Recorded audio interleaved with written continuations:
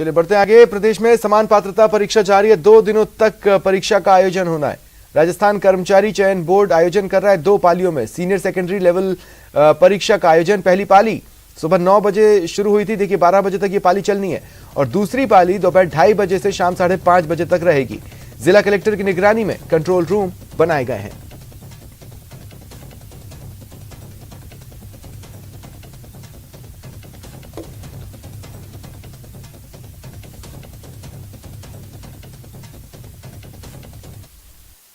कर्मचारी चयन बोर्ड के द्वारा राजस्थान के 11 जिलों के अंदर समान पात्रता परीक्षा सेकेंडरी लेवल की आयोजित की जा रही है।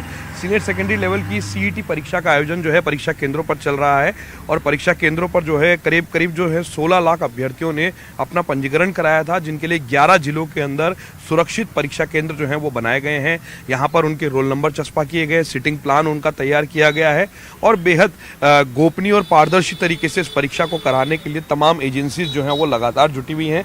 आप देख सकते हैं कि ये एक परीक्षा केंद्र है जयपुर के गांधीनगर का राजकीय बालिका उच्च माध्यमिक विद्यालय। यहाँ पर ये बच्चे जो हैं इस वक्त परीक्षा देने के लिए यहाँ पर पहुंचे हुए हैं, और यहाँ पर तमाम तरह की चेतावनियां भी जो दी गई है, ब्लूटूथ से लेकर के तमाम तरह की और चेतावनियां जो है वो उसको यहाँ पर चस्पा किया गया है। लगातार जो फ्लाइंग्स हैं वो यहाँ पर एस्कॉर्ट कर रही है।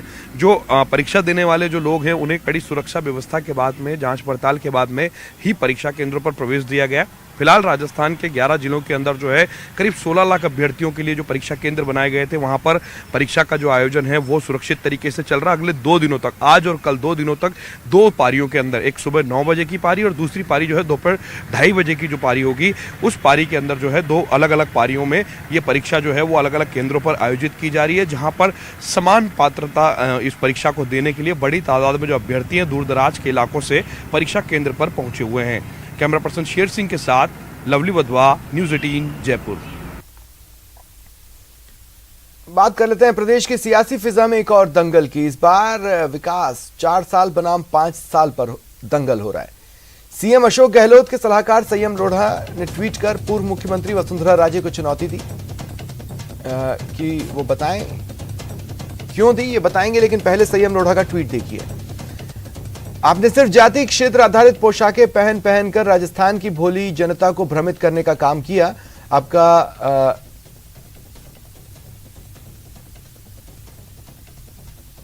व्यक्तित्व वास्तविकता से परे है। आपकी 2013 से 2018 की सरकार और मौजूदा गहलोत सरकार के 2018 से 2023 के कामकाज पर बहस की खुली चुनौती देता हूं। समय और स्थान आप तय कर बताना। दरअसल वसुंधरा राजे ने ट्वीट कर लिखा था कि हम जनता की आशाओं के अनुसार योजनाओं पर काम शुरू करते हैं और कांग्रेस आकर सिर्फ उनके फीते काटने का काम करती है। वसुंधरा राजे ने एक वीडियो शेयर किया था, तो वो भी आप सुनिएगा, जिसमें उन्होंने वीडियो अटैच किया हुआ है। उन्होंने 2003 से 2008 तक के कार्यकाल में संयम लोढ़ा सिरोही से विधायक थे। उस दौरान भी कई मुद्दों पर वो वसुंधरा राजे सरकार को घेरते रहते थे। कई बार विधानसभा से निष्कासित भी उन्हें किया गया था। कभी कभी लोग मजाक करते हैं, वो मेरे से ये कहते हैं कि ये वसुंधरा राजे हमेशा ये कहती है कि भगवान के भरोसे, कहते हैं भगवान के भरोसे। मैं तो कहती हूँ हाँ, भगवान के भरोसे हूँ। जो भी अभी तक काम हुआ है वो सब भगवान के भरोसे है, और भगवान ने छप्पर खोल के दिया है। आज राजस्थान के लोगों की जो प्यार है वो ही हमारी पूंजी है।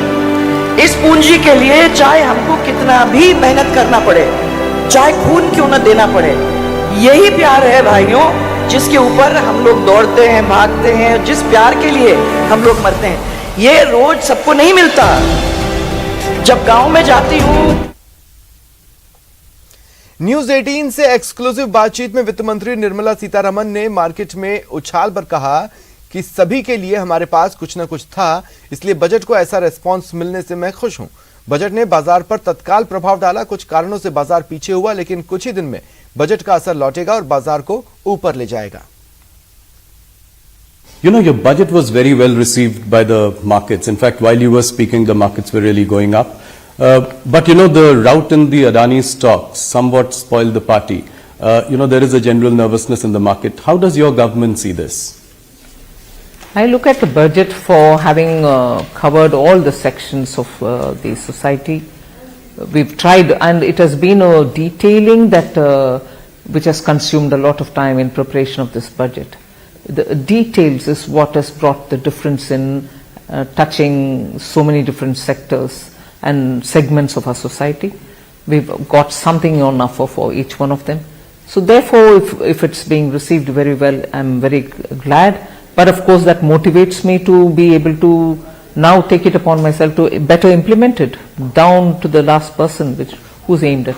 So I would think the impact of the budget, the immediate impact of the budget on the market, and subsequent to, let's say, for whatever reason it trailed back, I think in the next few days the budget's impact will still continue to hold the markets high. G20 देशों के समूह की पहली employment working group की बैठक जोधपुर में चल रही है। इसी बैठक के प्रतिनिधि जब मेहरानगढ़ देखने पहुंचे तो उनकी खुशी का ठिकाना नहीं रहा। मेहरानगढ़ बैंड की सुमधुर ध्वनि के साथ उनका स्वागत हुआ। मेहरानगढ़ किले में कालबेलिया कलाकारों के साथ ही पारंपरिक वाद्य यंत्रों को बजाने वाले कलाकारों ने प्रतिनिधियों का स्वागत किया। डेलीगेट्स भी कलाकारों की ताल पर झूमते नजर आए। करीब 3 घंटे से ज्यादा का समय उन्होंने मेहरानगढ़ में बिताया और हर एक कोने की बारीकी से जानकारी ली। आज एम्प्लॉयमेंट वर्किंग ग्रुप की बैठक का समापन होगा। G20 देशों की एम्प्लॉयमेंट वर्किंग ग्रुप की बैठक जोधपुर में आज भी 3 अलग अलग सत्रों में होगी।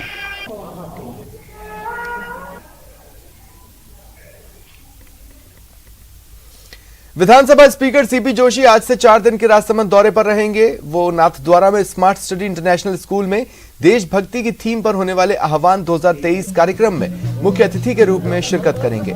संस्थान के निदेशक तिलकेश भाटिया ने बताया कि ये विद्यालय बच्चों को केवल परीक्षा के लिए ही तैयार नहीं करता, बल्कि आने वाले जीवन की चुनौतियों के लिए भी तैयार करता है।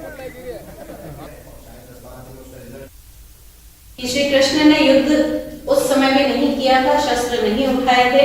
आज भी चमत्कार की अपेक्षा रख के हम चुपचाप नहीं बैठ सकते।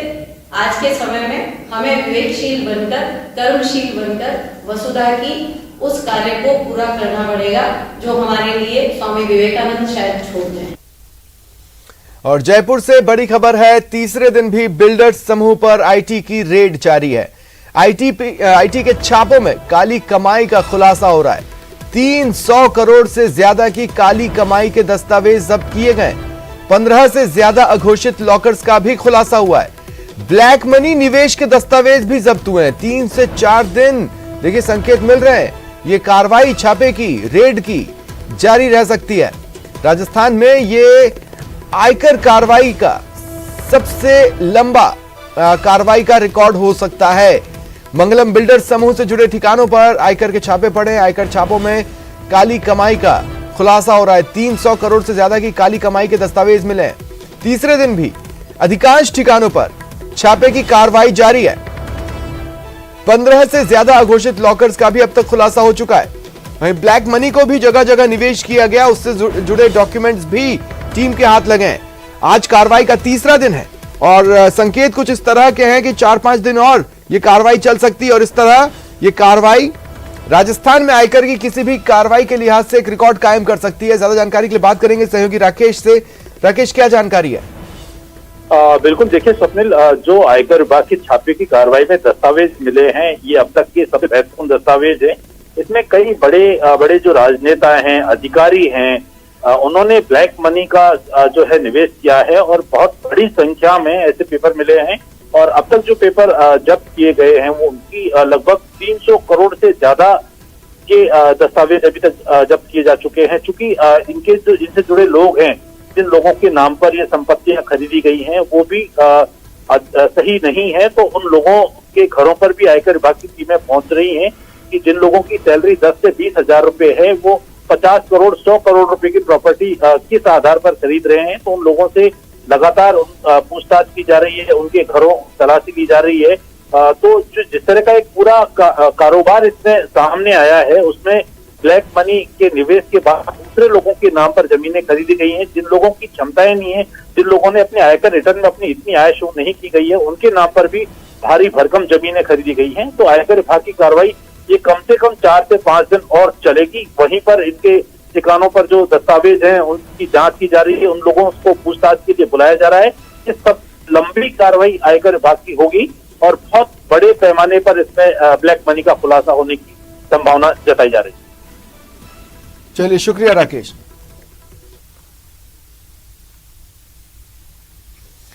प्रदेश में शिक्षा से जुड़ने के लिए कई प्रकार की योजनाएं चल रही हैं, लेकिन इन योजनाओं को धरातल पर लाने वाले कुंभकर्ण की नींद सो रहे हैं, क्योंकि सिरोही के सिमती खेड़ा गांव में पिछले कई सालों से बच्चे आसमान के नीचे पढ़ने को मजबूर हैं, लेकिन सैकड़ों ज्ञापनों के बाद भी प्रशासन की नींद नहीं टूटी। ग्रामीणों का कहना है गांव में करीब 2000 परिवार है, लेकिन शिक्षा के क्षेत्र में कभी भी प्रशासन खेड़ा नहीं पहुंचा, न कोई स्कूल भवन बना, न ही बच्चों के पढ़ने की कोई व्यवस्था की।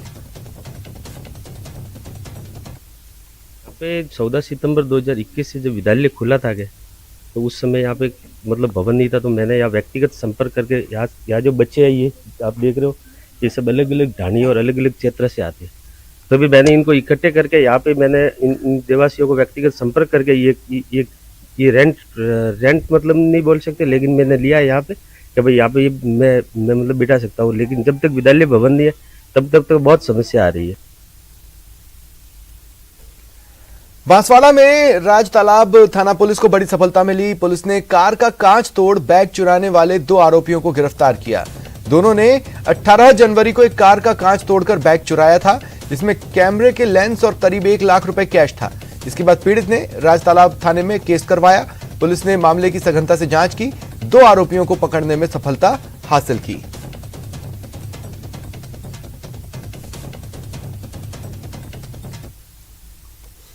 और अब आपको दिखाते हैं सड़क पर जरख की दौड़।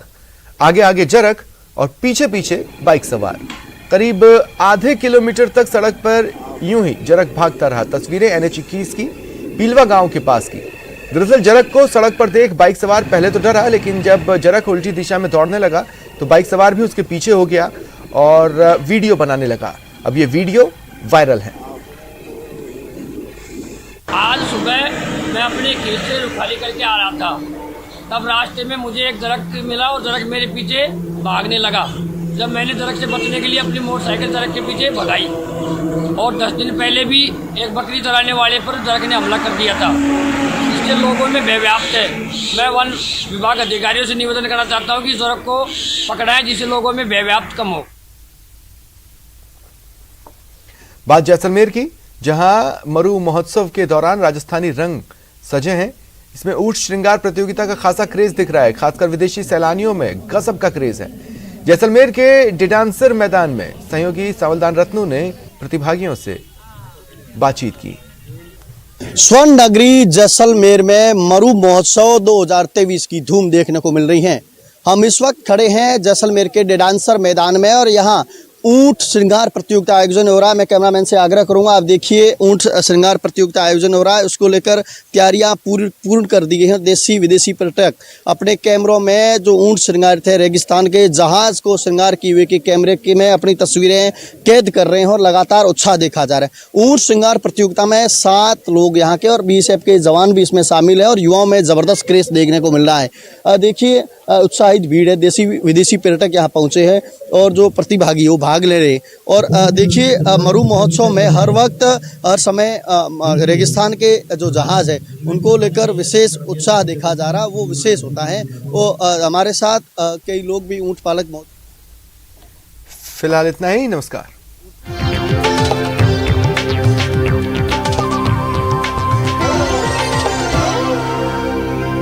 Headlines presented